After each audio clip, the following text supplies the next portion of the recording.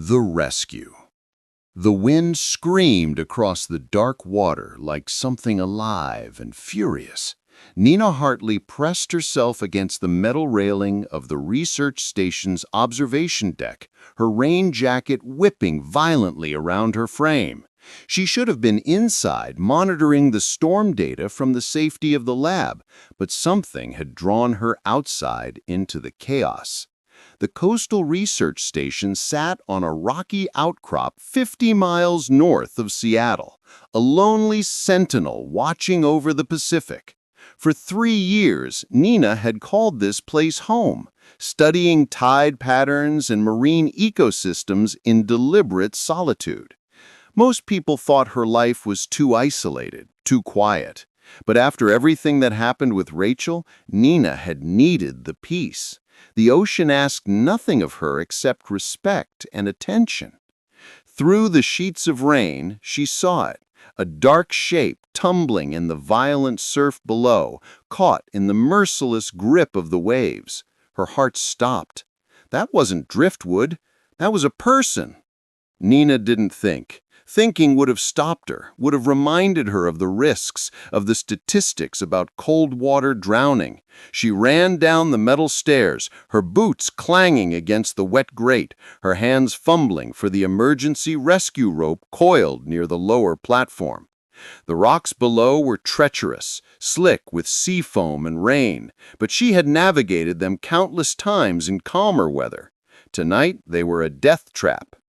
She clipped the safety harness around her waist with shaking fingers and secured the rope to the station's support beam. The figure in the water was closer now, an elderly man, his silver hair dark with seawater, his face pale above the churning darkness. He wasn't swimming. His body moved limply as the waves battered him against the rocks. Nina jumped. The cold hit her like a physical blow, driving the air from her lungs. Salt water filled her mouth and nose as a wave crashed over her head. She fought her way to the surface, her arms burning as she swam toward the man. The rope played out behind her, her lifeline to safety. Another wave lifted them both and slammed them down. Her shoulder struck rock, pain exploding white-hot through her body. But she grabbed the man's jacket and hooked her arm around his chest. His skin was ice-cold, his lips blue. She kicked with everything she had, fighting the current that wanted to drag them both under. "Hold on," she gasped, though she wasn't sure if she was talking to him or herself. Getting back to the platform felt like trying to swim through concrete. Each wave tried to tear him from her grasp. Salt water burned her eyes and throat. Her injured shoulders screamed with every movement. But Nina held on, thinking of Rachel, of the sister she couldn't save, of all the ways she had failed when it mattered most. Not this time. Not again. Strong hands reached down from above. Miguel, the night security guard, hauled them both onto the platform.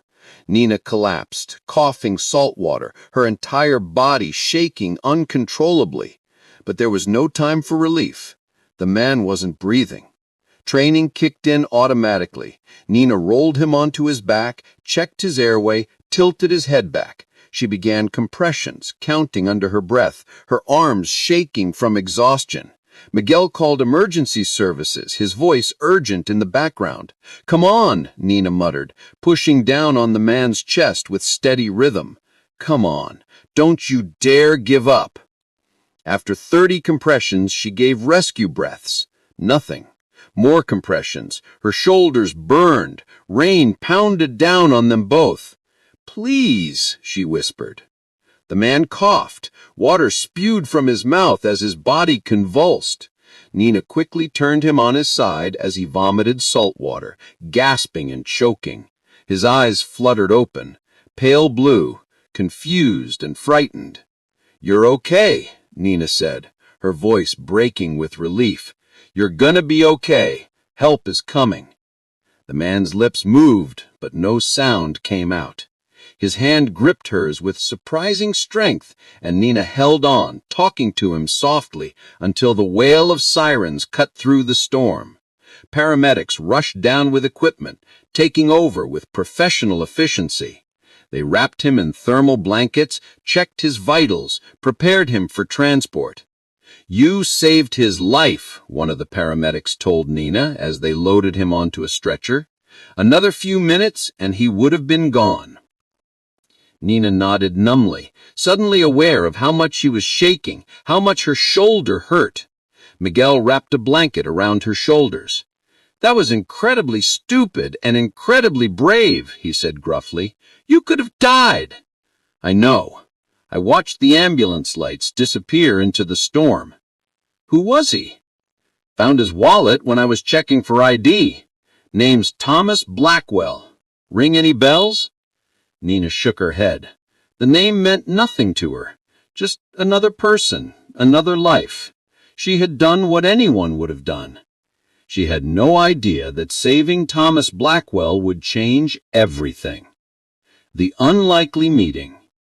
The helicopter's rotors sent ripples across the tide pools as it landed on the research station's pad. Nina looked up, squinting against the sun, her hands full of water samples and her jeans soaked to the knees. Helicopters were rare here, usually only for emergencies or supply drops. A man emerged, and even from a distance, Nina could see he didn't belong. Expensive suit, dark hair perfectly styled, movements precise and controlled. He surveyed the research station like he was calculating its monetary value. "Dr. Hartley," he said, his voice deep, cultured, carrying easily across the distance. "Just Nina," she called back, carefully returning a starfish to its pool. "Can I help you?" He approached, stepping carefully around equipment, his Italian leather shoes completely wrong for the terrain. Up close, he was striking, sharp cheekbones, intense dark eyes, a face that probably made board members nervous. There was something familiar about those eyes. "I'm Garrett Blackwell," he said, extending his hand. "Thomas Blackwell is my father." Understanding dawned. Nina wiped her hands on her jeans and shook his hand briefly. "How is he?" "Alive thanks to you. The doctor said another few minutes in that water would have been fatal." His tone was formal, businesslike. "I understand you were injured in the rescue. Medical bills, lost work time, pain and suffering. I'm prepared to make a substantial offer."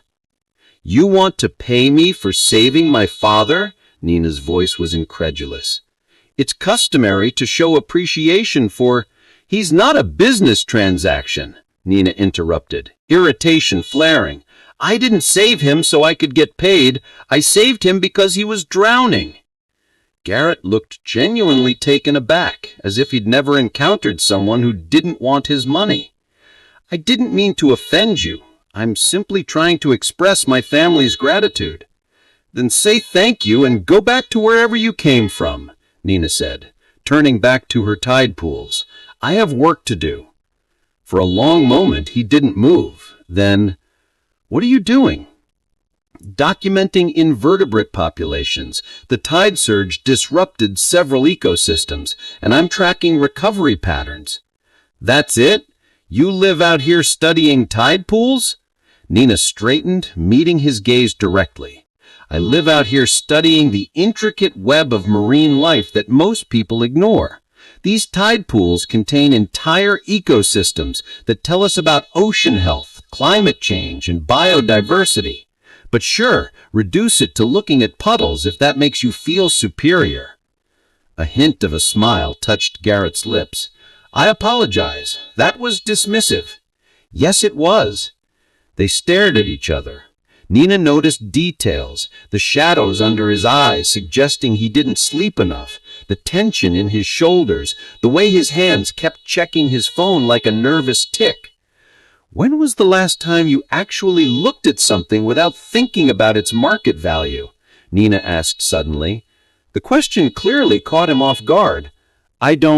That's not... When was the last time you did something just because it mattered, not because it was profitable?" Garrett was quiet for a long moment. "I'm not sure I remember." Something in his tone made Nina soften slightly. "Your father asked me to scatter something in the water. Before the paramedics took him, he was barely conscious, but he kept trying to tell me about ashes, about someone named Elizabeth." Garrett's face transformed, pain flashing across his features. "My mother, she died 2 years ago. She loved the ocean, always talked about wanting her ashes scattered here, on this stretch of coast. My father must have been trying to honor her wish when the storm hit." "I'm sorry," Nina said gently. "About your mother." "Thank you." He looked out at the water, and for a moment the corporate armor cracked. "He never told me he was coming here. We've barely spoken since she died. I've been too busy with the company, and he's been too buried in grief." Nina understood grief. She understood the way it could separate people. Nina looked at Victoria's skeptical expression, at Garrett's expensive helicopter, at the research station that had been her refuge. Every instinct told her to refuse, to keep her world separate. "Okay," she heard herself say, "I'll come for a few days." The city overwhelmed her immediately. Garrett's penthouse was all glass and steel, spectacular views, but sterile. His office building was a monument to corporate power. The charity gala he brought her to was filled with people in designer gowns discussing stock portfolios and vacation homes.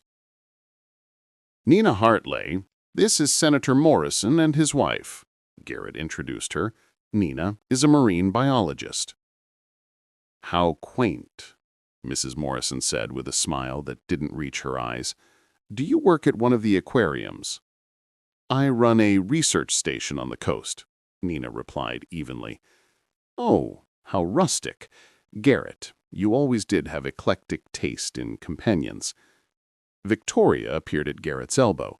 "We need you for the Henderson conversation. They're waiting in the blue room."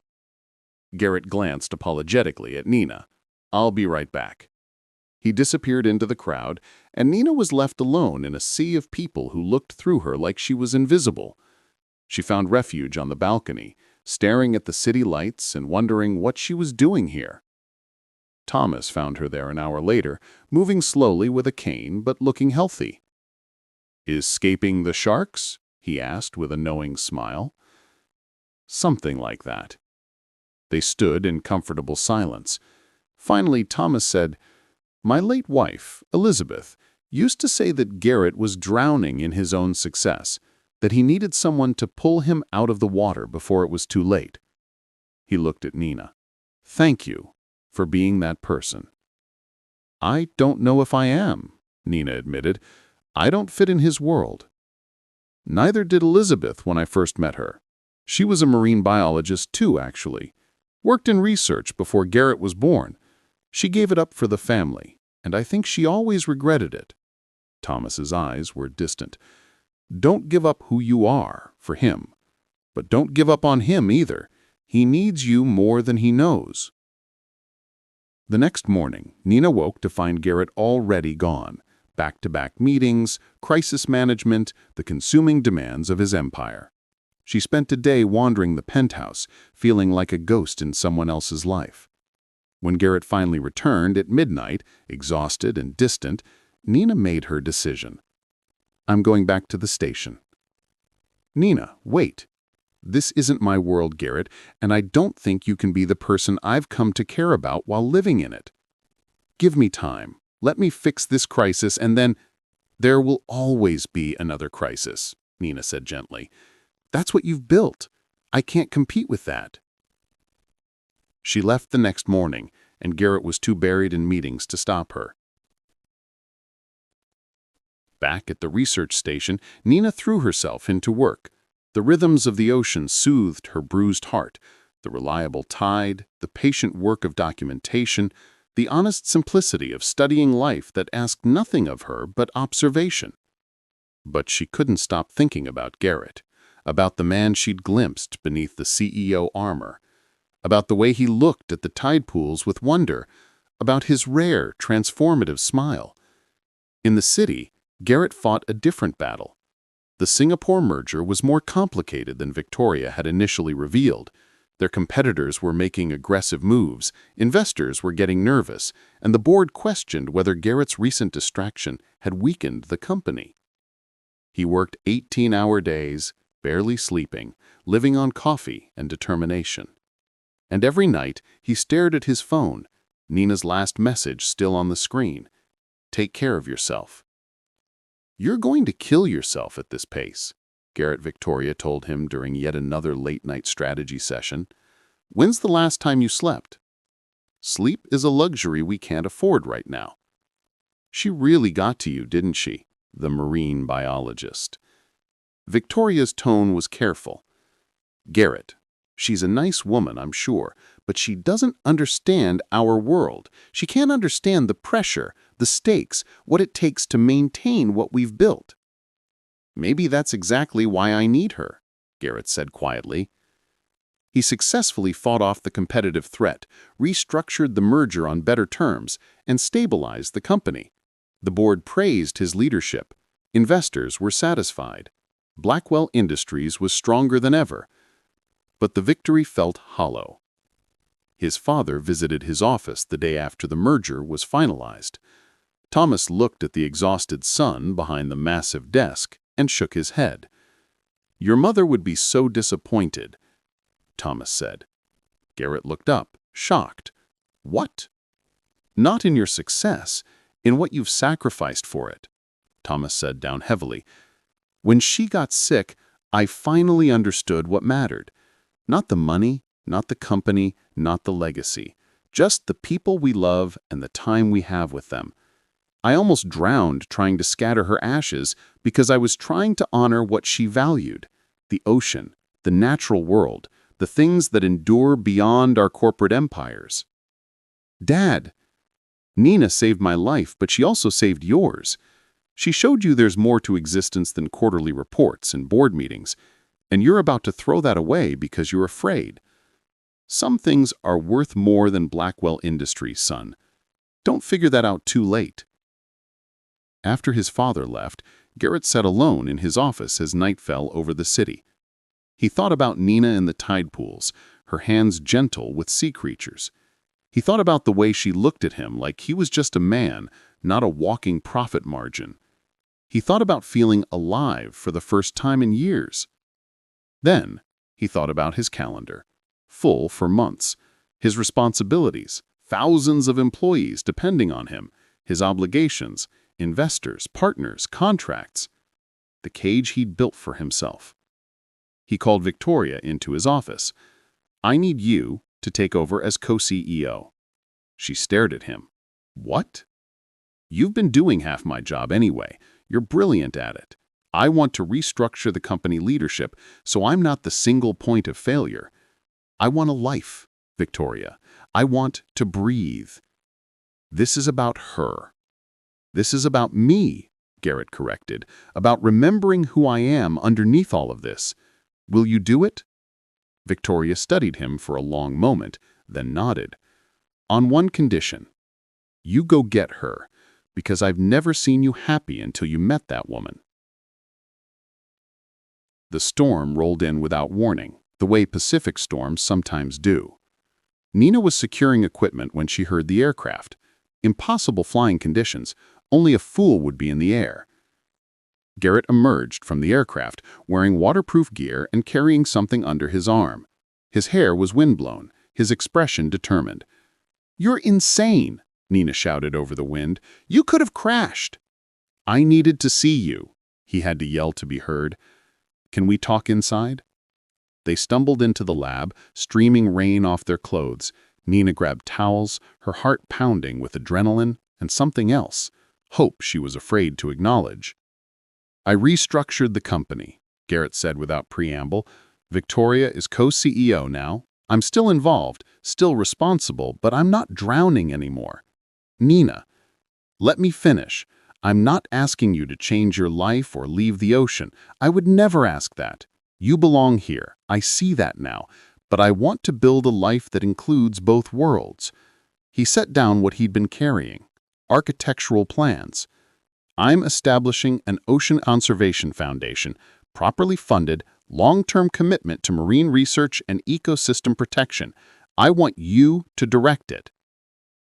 Nina stared at the plans: a state-of-the-art research station, conservation programs, educational initiatives, bringing students to study marine ecosystems. This must cost millions. My mother would have wanted this. She gave up her research career, and I think it broke something in her. I don't want anyone else to have to make that choice. He stepped closer. And I'm building a house on the coast, close enough to the city for business, but close enough to here for life. Split my time between the work I'm good at and the world I've been missing. "Why?" Nina whispered. "Why risk everything?" "Because you pulled me out of the water too," Garrett said simply. "I was drowning in my own success, in obligations and expectations and the cage I'd built for myself. You showed me there's more to life than quarterly reports. You made me remember what wonder feels like." Nina's eyes filled with tears. "I don't need a foundation or a house. I just need you to be real with me, to not disappear behind the CEO mask." "I promise to try every day," Garrett said, taking her hands. "I'll probably fail sometimes. I'll probably get pulled back into work more than I should. But I'm choosing this. I'm choosing you. I'm choosing a life that matters." She kissed him then, rain-soaked and real, the storm raging outside while they found shelter in each other. 1 year later, the Pacific Conservation Foundation opened its doors. Thomas cut the ribbon, healthy and smiling, while Nina and Garrett stood together on the deck of the new facility. "Your mother would have loved this," Thomas told Garrett quietly. "I know. I finally understand what she was trying to tell me." The foundation was all